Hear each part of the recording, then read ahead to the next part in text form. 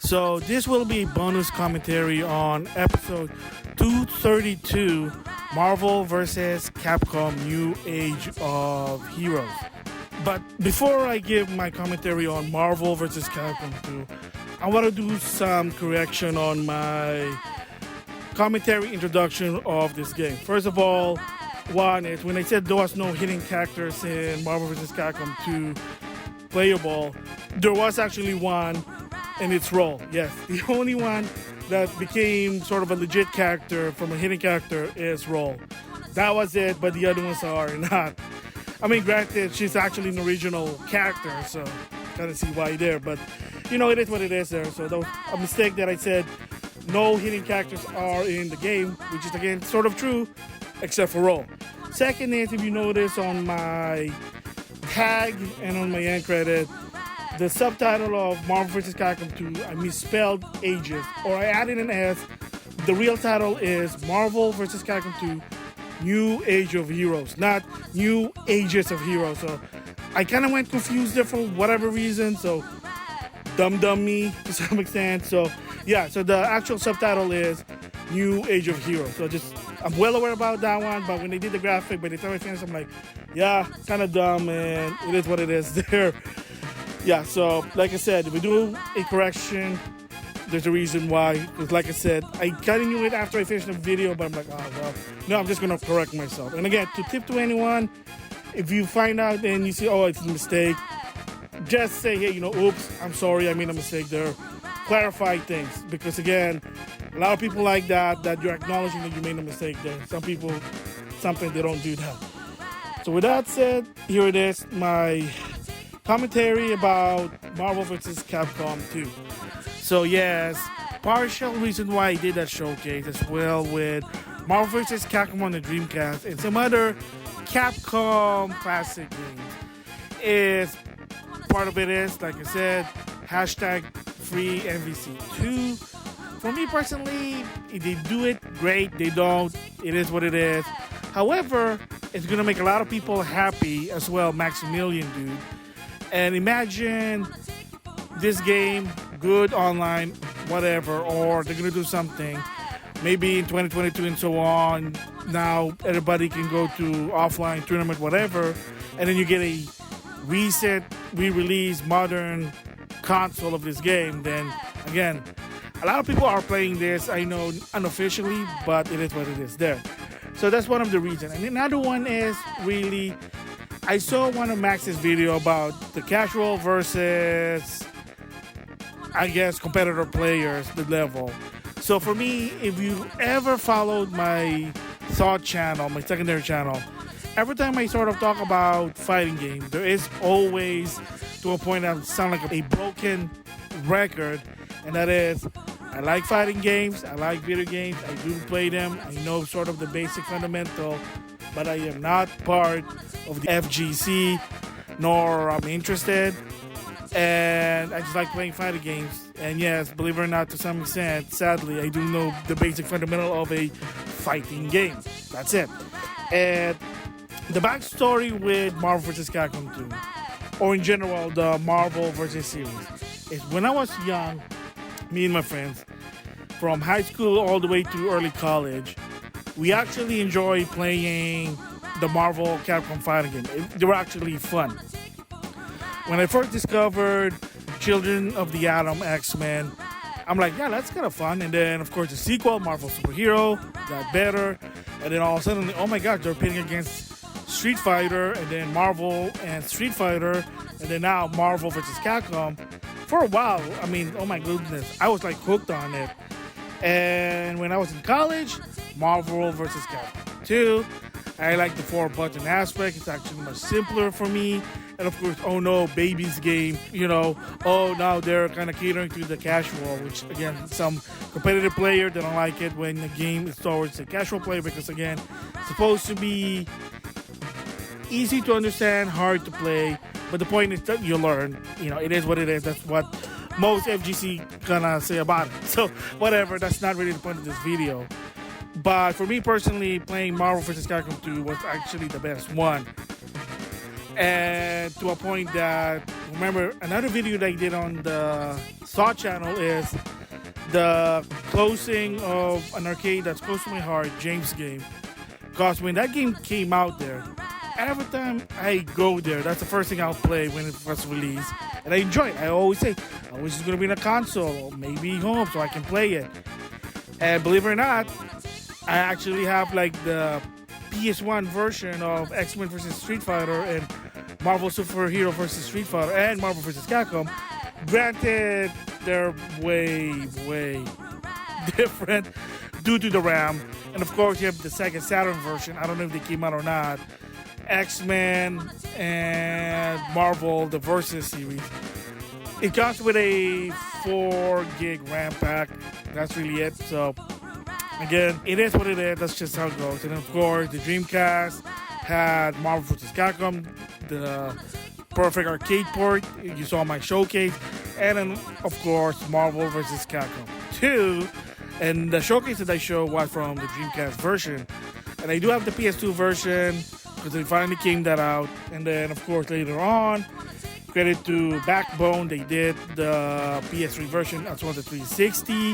And then after that, they lost the license, so it gets delisted. So, kind of sucky, but it is what it is. Yeah, that's gonna be like a pain in the ass if you like look at on your, especially on the PS3, on your download list, like where's the game? But you know, that's a different story there. So that's to a point that how much I'm a fan of the Marvel vs. series. As of right now, not so much. I did enjoy Marvel vs. Capcom 3 and its enhanced version. Of course, the poor sale for that because, you know, why not do a DLC? This is not 1999. But again, you know, it is what it is. So I kind of enjoyed it because they made it more simple. It's like Tatsunoko vs. Capcom. Half of the rosters are new. And then, of course, when it came with Marvel vs. Capcom Infinite, yeah, like I kind of gave my thoughts about it multiple times already. The gist of it is, not a fan of it. I did try to go back, trying to finish the story mode, and oh my gosh, I'm sorry, man. It was boring. It was boring. The story was boring. The game itself was like, what the fudge is this shit, man? I'm sorry, that sucks. So, of course, hashtag free MVC2. Should they? Yeah, if Capcom and Disney are smart, people want money. This is something that I can't even say it's a Chris Pranger Conspiracy. For just in case for some people they don't know what that is when I keep saying the Chris Pranger Conspiracy, I'm gonna put the video on the description box. And what it is I'm gonna give the gist of it is former Nintendo Treehouse employee kinda spilled the beans unintentionally, that's the keyword there, on a podcast. Wow, this guy's like very casual. Anyway, they kind of said about why at one point Nintendo of Japan did not want to bring Xenoblade Chronicle for the Wii in the US. And what they said was, yeah, I know fans are gonna like it. I mean, you keep hearing it, but they kind of think like, I think all the fans are saying this or just the minority, the very loudest. And again, remember, the assumption all the time when somebody voiced their concern or whatever, the loudest chances are going to be the minority. Is that true? Nope, not always. But to credit to Adam Sessler, he kind of said like most people will say it's just a belief that that's what it is. Technically sort of an assumption, but again, that's how it is. Business 101. And that kind of Chris Pranger basically said was, yeah, we know that you want, you know, your money so you can bring Xenoblade Chronicle for the Wii outside of Japan, but is that everyone doing it? Like, that's always have a business assumption that, especially the Japanese, to some extent, that do they really, or is just one or two people just so loud that they're gonna do it? That's what the Chris Pranger Conspiracy is. When it comes to Marvel vs. Capcom 2, I don't think this one's gonna have a Chris Pranger Conspiracy. This one, I mean, a lot of people, whether FGC, competitor, casual like myself, yeah, this game, in my opinion, should be released on modern console, whether PS4, PS5, Xbox Series X, S, Xbox One, heck, PC, heck, even the Switch with, what do you call that, crossplay? Because I think it's even going to be on the Switch. I mean, for crying out loud, I think a Dreamcast game can run on a Switch. I mean, yeah. So they're gonna guarantee this game's gonna make money. Second, if you have an improved rollback net code, quality of life type of thing, like they're gonna improve the game, because to some extent the PS3 360 version, it was a bit improvement from the Dreamcast with online. From what I'm saying, the online is actually above average good. Never tried it, but again, yeah, but you can't get this game. It's not even able to play it on the PS4 because it's not backwards compatible. And I said on the previous episode of the showcase, I'm surprised they didn't even do a PS2 to a PS4 programming. Granted, maybe the Marvels thing, but that'd be fun if it did. But the bottom line is that if they re-release this with a quality of life, then I guarantee you people will buy this game. They'll buy full price. If it's $20, people will buy it because they're kind of more accepting now because of the story behind of the game development. So if they improve the game, you got all the characters, good rollback netcode, they're probably willing to pay $20. I mean, heck, maybe even $30. And I'm just like, whoa, that's going too far. But you got to keep in mind the company wants a lot of money when they do this thing. So it has to be vital. You got to keep in mind, maybe they have to renew their license. I know one of Arcades is doing it with their arcade. And heck, there's even now, I just saw this on their website, a tabletop version of Marvel vs. Capcom. So if you're like a Uber gamer, if you need a Uber nerd style coffee table, there you go. Just saying. Like I said, for this one, I really don't care personally whether this game's going to be re-released or not, or they should or not. But again, like I said, kind of show that, hey, a lot of people want it. A lot of people want it. And I'm just trying to spread the word. More people, the more the merrier. Spread the word about this. Again, because for me personally, it's going to be interesting if they actually did listen, whether it's Capcom, Marvel, or Disney. Again, there's a lot of money from this tournament. Imagine 2022 and so on. So, I mean, there's already been talks about this. And heck, even I was watching AEW wrestling. There was a guy with that sign that said free Marvel vs. Capcom 2. So, again, it is what it is there.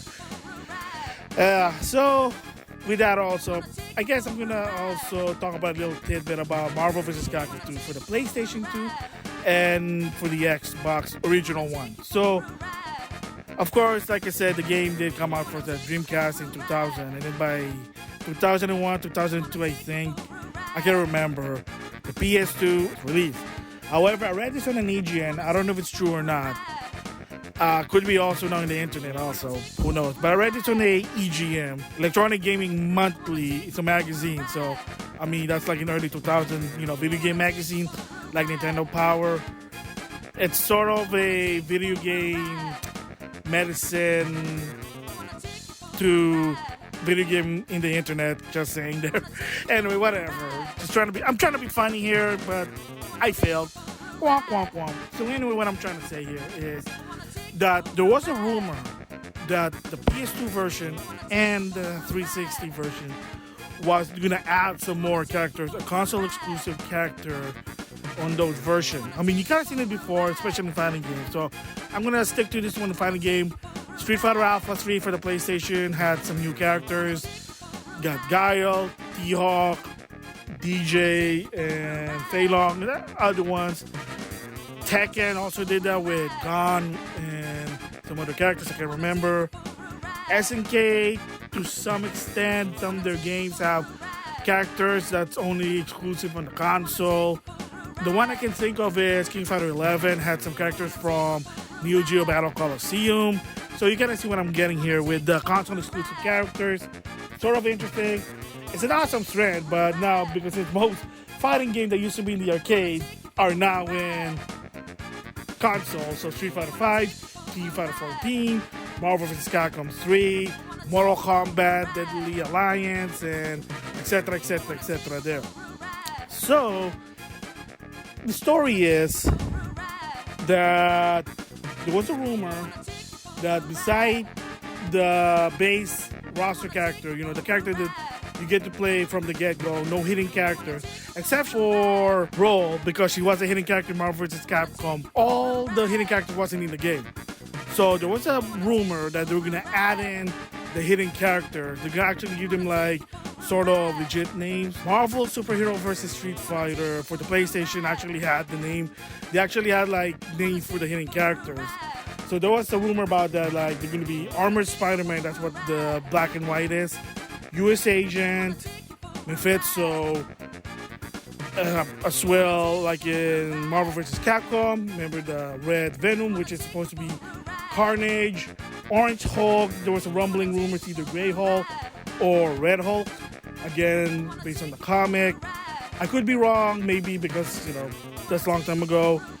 And then War Machine, their gold War Machine, was supposed to be a War Machine Mark II that his armor is made out of gold.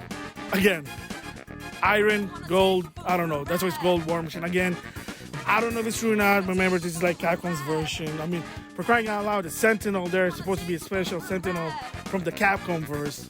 Just saying there. And of course, in the Capcom side, like in Street Fighter versus Marvel Superhero, Dark Sakura and Mecha Zangief, of course, those two are actually in Marvel vs. Capcom 2 by via transformation. And then, of course, Shadow. And then in Marvel vs. Capcom, you got Roll, which is actually in the game. And then you also have Shadow Lady there. So, I mean, heck, they made an appearance in Street Fighter 5. Kind of funny there. Kind of make a reference, but that one, and as well as, I think people call this either Morgan Lilith, Morgan, whatever.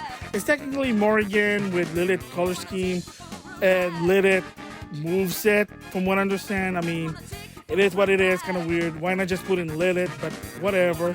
They were going to put those characters in. And there was even another rumor that you get to play as Onslaught. Of course, Cyber Kuma also, that's another rumor one. And of course, Onslaught, I think, if I remember, you get to play as Onslaught. I don't know which version. But whatever. I mean, like I said, all I'm saying about here is just a rumor that, like I said, the gist, let me reiterate that there was going to be more stuff on the PS2. And rumored they're going to add in the hidden characters, the bosses from the previous game, and there you go. But of course, what happened was it was just the Dreamcast version, because I think there was a story about some sort of license issue at the time now, like there was something happening. I don't know, just like a long time ago, so that's what it is. So that's like sort of a tidbit for that one, because yeah, it is kind of interesting that, hey, look, they're trying to improve the game. So what I'm just saying is, if they are gonna consider doing a re-release for Marvel vs. Capcom 2, they should kind of improve first the netcode. Gotta do the netcode, and then the balances. Gotta make them more balanced, no broken combos, whatever. Improve quality of life. Add more characters, just more existing characters, like the hidden characters. Make them legit. Make the boss playable to some extent. Make the game also widescreen, 16:9. I'm just saying that, but again, I'm just throwing a suggestion there, but who knows. But if they're thinking about doing a re-release, so right now there is really no word.